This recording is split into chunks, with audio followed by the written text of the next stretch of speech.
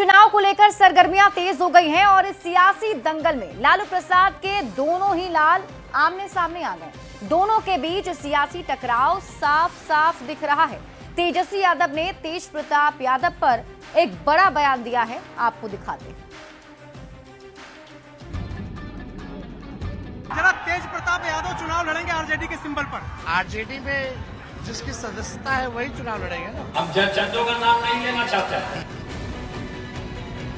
बिहार विधानसभा चुनाव से पहले लालू परिवार में कलह कई बार सामने आ चुके हैं। तेज प्रताप यादव पहले ही पार्टी से बाहर हैं और तेजस्वी के खिलाफ बयान दे चुके हैं। वहीं तेजस्वी यादव ने पहली बार तेज प्रताप यादव को लेकर एक बयान दिया। न्यूज 18 ने जब तेजस्वी से सवाल किया कि क्या तेज प्रताप यादव आरजेडी के सिंबल पर चुनाव लड़ेंगे, तो तेजस्वी ने साफ कर दिया कि आरजेडी के दरवाजे बड़े भाई के लिए बंद हैं। जरा तेज प्रताप यादव चुनाव लड़ेंगे आरजेडी के सिंबल पर। आरजेडी में जिसकी सदस्यता है वही चुनाव लड़ेंगे ना। तेजस्वी ने साफ कर दिया है कि जो आरजेडी का सदस्य है वही पार्टी के सिंबल पर चुनाव लड़ेगा। वहीं जब उनसे पूछा गया कि क्या आप तेज प्रताप के लिए चुनाव प्रचार करेंगे, तो उन्होंने प्रचार करने से इनकार कर दिया। हालांकि बड़े भाई को शुभकामनाएं जरूर दे दी। बड़े भाई के लिए प्रचार करने जाएंगे अगर आप वो चुनाव लड़ते हैं? बड़े भाई के लिए प्रचार करने जाएंगे आप? हमारी अपनी पार्टी है, अपना विचारधारा है। हालांकि हम तो सबको शुभकामनाएं देते हैं। तेज प्रताप पर तेजस्वी के बयान ने बिहार की सियासत गर्मा गई है। हालांकि कांग्रेस ने कहा कि ये आरजेडी का आंतरिक मामला है।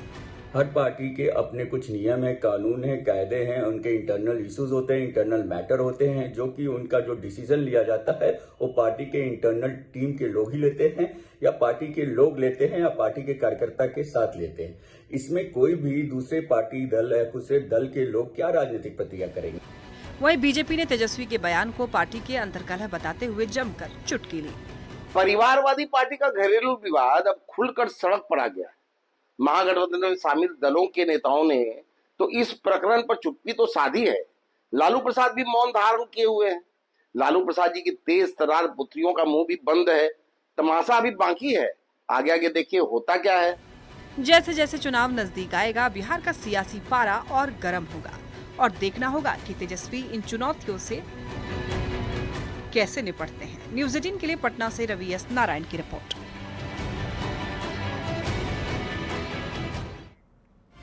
और देखिए, रोहिणी आचार्य के पोस्ट पर पप्पू यादव ने बयान दिया है। पोस्ट करने में बहुत लेट हो गया। पप्पू यादव की तरफ से कहा गया है कि जो पोस्ट हुआ है वो करने में काफी लेट हो गया। देर आए दुरुस्त आए, बिहार को बचाएं। रोहिणी आचार्य पूरे घर को आग लगाने वाले से बचाएं। तो रोहिणी आचार्य ने जो पोस्ट किया है उस पर अब पप्पू यादव ने भी बयान दिया है और पप्पू यादव ने कहा है कि बहुत ही लेट हो चुका है। हालांकि देर आए दुरुस्त आए, और वो ये भी सलाह दे रहे हैं कि रोहिणी आचार्य बिहार को और पूरे घर को आग लगाने वाले से बचाएं। आपको बता दें, रोहिणी आचार्य की तरफ से आरजेडी सांसद संजय यादव को लेकर एक पोस्ट किया गया था और संजय यादव पर हमला करते हुए उन्होंने कहा था कि रथ की फ्रंट सीट पर बैठने का हक सिर्फ शीर्ष नेतृत्व को है, जिससे ये अंदाजा लगाया जा रहा था कि रोहिणी आचार्य भी संजय यादव से नाराज चल रही हैं। उन्हें रोहिणी आचार्य की तरफ से जो सोशल मीडिया पर पोस्ट आया है उसको आप कैसे देख रहे हैं, खासतौर से चूंकि वो भी चुनाव लड़ चुकी हैं, पिछले लोकसभा चुनाव। बहुत लेट हो गया, देर आए दुरुस्त आए।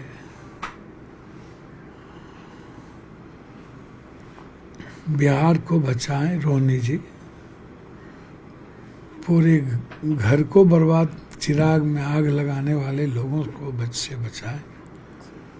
पूरे बिहार की विरासत पर को आग लगाने वालों से रोहिणी जी ही बचाएं। धन्यवाद। ये कौन लोग हैं जो कि इस तरह से आग लगा रहे हैं और कौन है, किनसे बचने की सलाह दे रहे हैं? रोहिणी जी ही को पता है, पूरे घर को पता है, लालू जी को पता है। तो रोहिणी आचार्य के पोस्ट पर पप्पू यादव का आपने ये बयान सुना, जिसमें वो कह रहे हैं कि हाँ थोड़ी देरी हो गई है, लेकिन फिर भी वो कह रहे हैं कि देर आए दुरुस्त आए। बढ़ते हैं अगली खबर की ओर। जनसुराज के संस्थापक प्रशांत किशोर ने पटना में एनडीए नेताओं पर भ्रष्टाचार के गंभीर आरोप लगाए, जिसके बाद बिहार की सियासत में हलचल काफी तेज हो गई। जेडीयू नेता और मंत्री अशोक चौधरी पर भी गंभीर आरोप लगे हैं, जिसके बाद जेडीयू के मुख्य प्रवक्ता नीरज कुमार ने पीके के आरोप के बहाने इशारों में अशोक चौधरी को नसीहत भी दे दी कि नीतीश कुमार की छवि पर कोई आंच नहीं आनी चाहिए। जिन पर आरोप लगा है वो इस मामले पर सफाई दें। नीरज कुमार से बात की है न्यूज़ 18 संवाददाता आनंद अमृतराज ने। देखिए, आरोप क्या है इसकी जानकारी हमने मीडिया के माध्यम से मिला है, लेकिन माननीय मुख्यमंत्री नीतीश कुमार जी का ट्रैक रिकॉर्ड रहा है कि अब तक हमारी पार्टी के किसी भी मंत्री पर आरोप नहीं लगा है। और मुख्यमंत्री जी इतने ट्रांसपेरेंट रहे इस मामले में कि हर वर्ष माननीय मंत्री लोग अपनी संपत्ति का ब्यौरा देते हैं, जिसमें अपने और अपने पर डिपेंडेंट का, जब तक शादी विवाह नहीं हो तब तक उसका ब्यौरा देते हैं। तो जो साक्ष्य मीडिया के माध्यम से आया है, तो हमारी उम्मीद यह है कि जिन पर आरोप लगा है वो तथ्यों के साथ, अगर कोई गलत हम पर आरोप लगा देगा तो उसके राजनीति में हम कलेजा पर चढ़ जाएंगे ना, तो उन तथ्यों के साथ सामने आना चाहिए और मीडिया को सारी बात स्पष्ट करना चाहिए। लेकिन आपके पार्टी के भी एक नेता पे आरोप लगा और बीजेपी के भी 4 नेताओं पे आरोप लगा है, तो ये किसके लिए है? नहीं, हम अपनी पार्टी के लिए कह रहे हैं। हम अपनी पार्टी के प्रवक्ता, मैं एनडीए का प्रवक्ता नहीं हूँ। मैं अपनी पार्टी के संदर्भ में कह सकता हूँ कि मेरी पार्टी को पहली बार ऐसे आरोप झेलने पड़ रहे हैं, तो हमारी उम्मीद है इसमें बिगड़ना क्या है भाई। अगर कोई गलत आरोप लगाएगा तो हम फैक्ट के साथ जाएंगे मीडिया के सामने, सारी बात को कह देंगे। अच्छा, प्रशांत किशोर के खिलाफ आपने इसके पहले भी कई गंभीर आरोप लगाए थे। प्रशांत किशोर जो आरोप लगा रहे हैं, तो क्या कहेंगे? नहीं, अब देखिए, आरोप लगाना, हमने आरोप लगाया था कि 14 या 15 तेलंगाना की कंपनियां थी, जिससे कि पैसा आया, जिसे 1 लाख रुपया मान लीजिए कि उसका कैपिटल पेडअप था और 1 करोड़ चंदा दे रहा है। तो हमने तो अपनी बात मीडिया के सामने सार्वजनिक रूप से कह दिया। अब इस मामले पर हमको जो अधिकार है वही हम कर सकते हैं ना। तो ये प्रशांत किशोर जो राजनीति कर रहे हैं, जिस तरीके से जो आरोप लगा रहे हैं, इस पर क्या कहेंगे? नहीं, वो देखिए, वो किसी का अपना अधिकार क्षेत्र में, उसके अधिकार में अतिक्रमण नहीं करता हूँ, लेकिन हम पर कोई आरोप लगा देगा तो हम उसका राजनीति में कलेजा फाड़ देंगे ना। तो पीके ने बीजेपी के बड़े नेताओं पर गंभीर आरोप लगाए थे, जिसके बाद सियासत काफी तेज हो गई है। बीजेपी प्रवक्ता कुंतल कृष्ण ने पीके पर हमला बोलते हुए कहा कि प्रशांत किशोर को बिहार का राजनीतिक बहेलिया बताया और प्रशांत किशोर से 2 अक्टूबर 2022 से घूमने पर खर्च का ब्यौरा मांगा। प्रशांत किशोर एक राजनीतिक बहेलिया है। प्रशांत किशोर बिहार का नया राजनीतिक नटवरलाल है।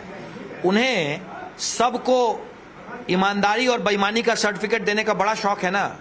हम तो एक छोटी सी बात प्रशांत किशोर से पूछ रहे हैं। जनसुराज और प्रशांत किशोर की व्यवस्था जो 2 अक्टूबर 2022 से जो ये घूम रहे हैं, उस पे जो खर्च हुआ उसका ब्यौरा पब्लिक कर दें।